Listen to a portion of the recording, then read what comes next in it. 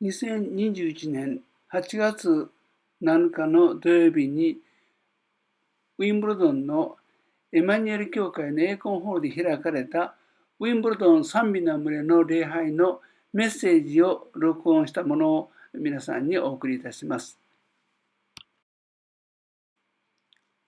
聖書箇所はフィリピの信徒への手紙1章1節から11節までです。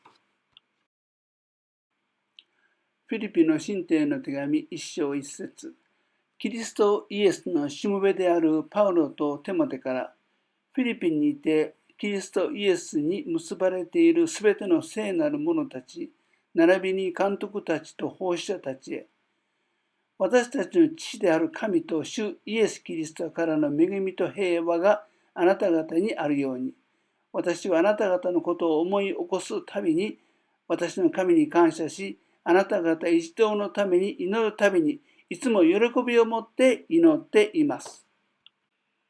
それはあなた方が最初の日から今日まで福音に預かっているからです。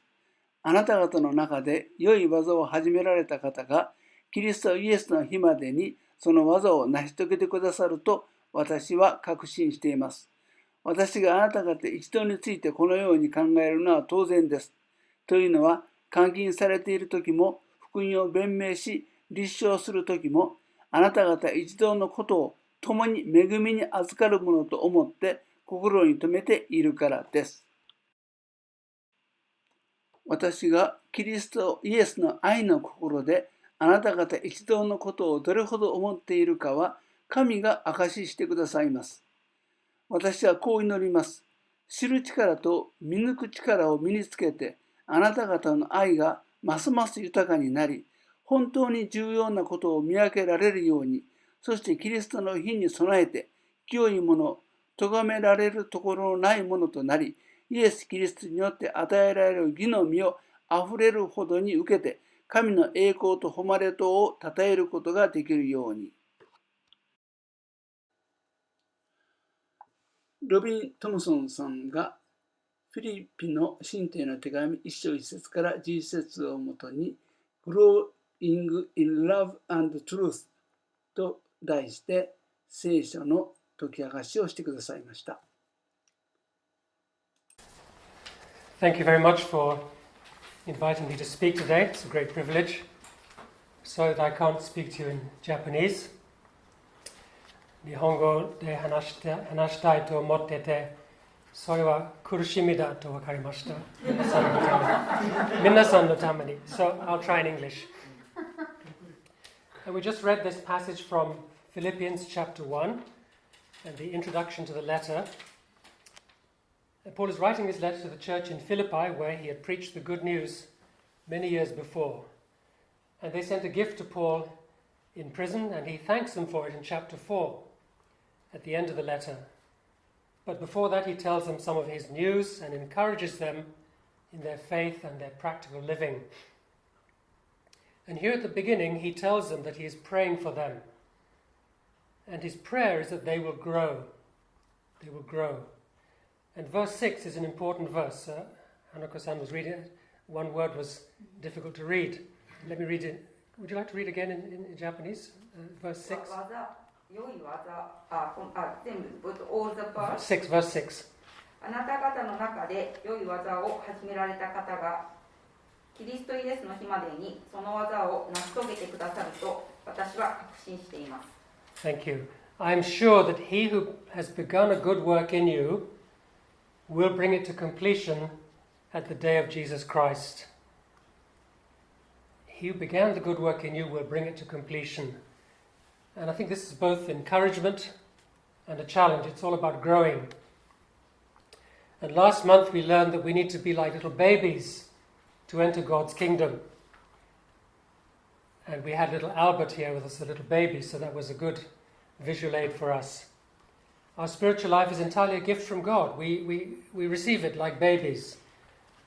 But now that we've been born into this new life, we have to grow. And that's what this passage is all about. And there are two questions, I think, that come from this passage. The first question is, who will help us to grow? Who will help us to grow? And Paul says it is God himself. He began a good work in us, and he will complete it. He is the one who is changing us. We can't change just by our own efforts. And we have many self-help programs these days to make us better, lose weight, physically fit. You watch the Olympics and you think, oh, I wish I could be like that. We know it's not possible. Or gain in intelligence, brain power, and so on and so on. All very good in their own way. But to change our character and make us more like Jesus, we can't do it just by ourselves. We need his power. And Paul says that his power is working in us. He began to work in us and he will not let us go.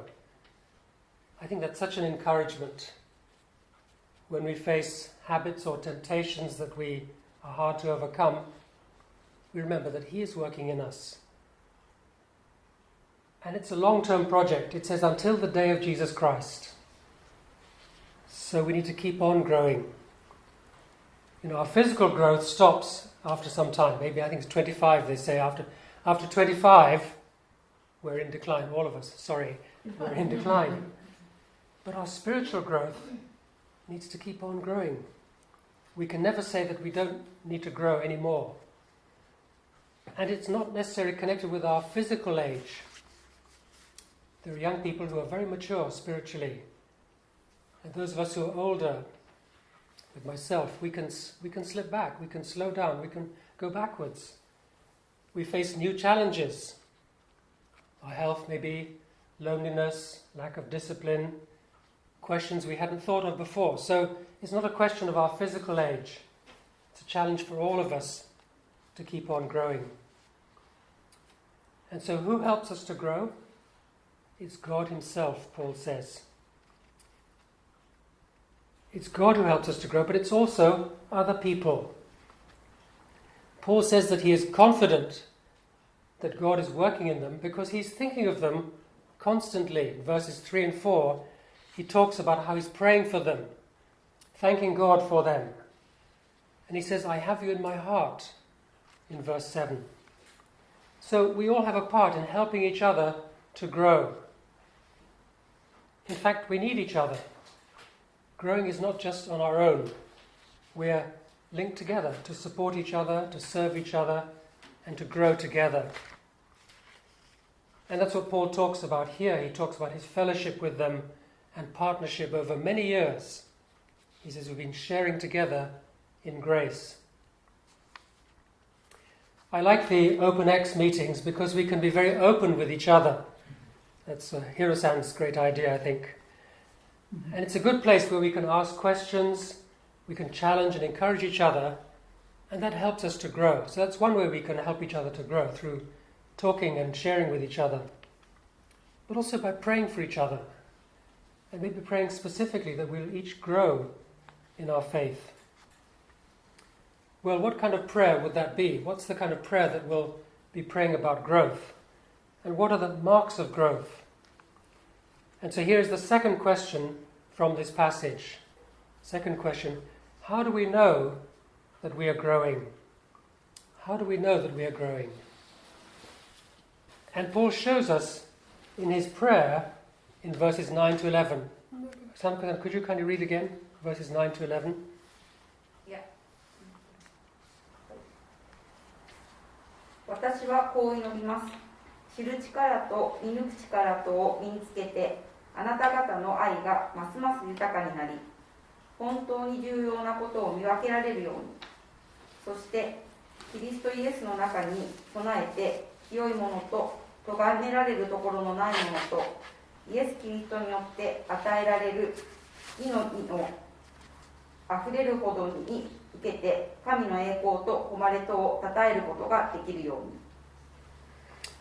So Paul says, this is my prayer for you, that your love may increase more and more with understanding and all discernment. So there are two important things that he's praying for. First he prays for love, and then for understanding and discernment, chishki to shikibetsu. And we need both of these together. We need love, we need understanding. Love is for God, of course, for other people, generally for other believers. And Paul prays that their love will increase more and more. And the word that was in the Bible that I was reading, yutaka, increase more, it'll be more and more, yutaka. I love that word. It speaks about abundance and richness and plenty, being fruitful and generous. And that's the kind of love that Paul is praying for, that they'll have that kind of love. I think that's the kind of love where we love others without judging them. We accept them as they are. We don't expect anything in return. Often when we receive something, we immediately think, what should I give back? And in one way, that's a very good thing. That's very much a part of Japanese culture, I know. It's very good, but sometimes it makes us all hesitate to give because we're a little bit cautious. We don't want to open ourselves too much because others may make demands on us, and so we're a little bit holding back. But that is not what this kind of love is. This kind of love is yutakana, warm and generous. How do we grow in that kind of love? How do we learn to love at all? I think the way we learn to love is when we receive love. We think of Albert, not here with us today, but little baby receiving all the love from his parents, and so he learns to love in return. That's how we learn to love. And when we know that God loves us, that makes us feel secure. And we can love others without holding back because his love is rich and generous. He doesn't hold back at all. Yutakana. And so that's the kind of love that Paul is praying for them. And may we grow in that kind of love. And then also Paul says in understanding and discernment. That is to say, knowing what is right and what is good, what is important. And we need to keep on growing in our understanding of the truth. That includes knowing more about God, God's character, God's will for us, what God has done for us. All that is very important for us to know. And some of those things are very easy to understand and some are more difficult, so we need to think and study more. And I wonder, as you think about it, what are some of the things that maybe we need to think about more, which we find difficult to understand or to explain? For example, about Jesus. Is he unique? How does he save us? When will he come back? These are questions we may have, and you may have many other questions as well. And these are questions about understanding our faith, which are very important. We may also have questions about how we should behave. What's the right thing to do? For example, relationship with our family. If they're not following Jesus, how do we relate to them? How can we really build a good relationship with them? Well, what about festivals? I realize that this month is Obon, and it's described as one of the most important festivals in Japan. I looked it up, and I came across a video by a group of young Japanese Americans in Los Angeles, and they're going to join the celebration. They said at the Buddhist church, they call it. We're going to the Buddhist church to celebrate Obon. And the young people said, what's it all about? Well, it's a time for having fun, eat and drink. And one of them said, let's drink a lot and dance and spend time with the family. That's what it's all about, they were saying. And as we know, at this time people also go home to visit their family and to visit the family grave. And so Obon is very much connected with the spirits. And I was thinking, how should we respond? Are there any parts of that festival that we can take part in? Or do we just stay away? What about the ancestors, the senzo? What do we think about them? What is our belief? What does the Bible tell us about that? And these are good questions we need to be asking as we think, how do we relate to our families, to our culture? What about funerals? The same kind of questions that come there. Recently, a friend asked me why English people don't visit their family's grave very often. It's quite true. It was a good question. I tried to give some kind of answer to my friend, but it made me think, how do we show proper respect for our family, for our ancestors, without accepting wrong beliefs about those who have died? So these are some of the questions and the many more that we may think about as how do we behave? What's the way to live out our life following Jesus? And so to answer these questions and many others, we need to know our Bible. We need to know what Jesus taught, what the early church taught. We need to know the Old Testament, God's character, how he dealt with Israel, and so on and so on. There's a lot for us to learn and many questions that we face. I've just mentioned a few, and you may have many more that are in your mind. And again, we can discuss them in OpenX, very good opportunity. So we need to keep on growing in our understanding, Paul says. So both love and truth are important. We need to grow in love, to grow in truth. If we know the truth and what is the right way to behave, but we don't have love, it becomes very hard and cold. But if we can be very loving but a bit unwise, we can go in the wrong direction. And so Paul says that as we grow in love and truth, he says our lives will be pure, verse 10. That means transparent. People can see us as we are. Our lives will be blameless, also verse 10. That means we don't cause any difficulty to other people. And then he says in verse 11, filled with the fruit of righteousness. That means bringing practical benefit to other people, fruit that is beneficial to other people. And how we would love to be that kind of person, pure, blameless, bringing benefit to other people. That's what happens when we grow in truth and love, then that's the kind of person we will become. And I'm sure you can think of people like that whom you know. Of course, the greatest example is Jesus himself. He was full of grace and truth, John says. He was pure, he was sinless, he was transparent. He didn't cause offense. And Paul describes in chapter 2 of this letter how he gave himself for us and emptied himself in love. So we may ask, how can we be like Jesus? That's our goal. Growing in love and truth means growing to be like Jesus. And Paul tells us here that he's our example, but he's also the source of the change in us. Verse 11, he says, all this comes through Jesus Christ. If he's living in us, then he'll go on changing us.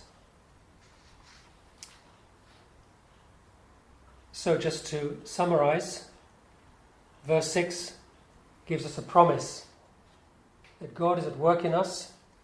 He began the work and he'll finish it. So he's working in us. Jesus himself is living in us by his Spirit.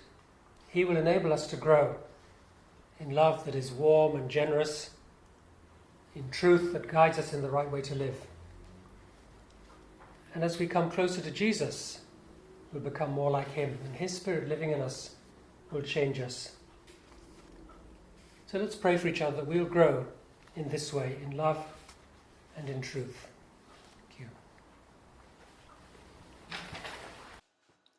次回のウィンブルドン賛美の群れの礼拝は2021年9月4日土曜日の午後1時30分からウィンブルドンにあるエマニュエル教会で開かれます。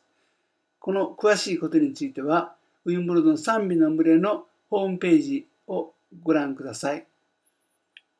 それでは皆様の上に主の平安とお守りと祝福が豊かにありますようにお祈りしております。